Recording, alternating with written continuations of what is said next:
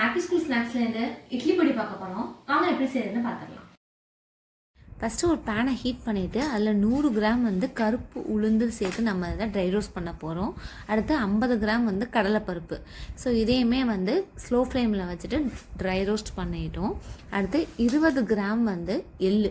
So நான் வெள்ளை எள்ளு ஆட் பண்ணியிருக்கேன், நீங்கள் கருப்பு எள்ளு ஆட் பண்ணுறதுனாலும் பண்ணலாம். அடுத்து 1 ஸ்பூன் மிளகும் 15 காஞ்ச மிளகாயும் நான் ஆட் பண்ணியிருக்கேன். அடுத்து 10 பல் பூண்டு.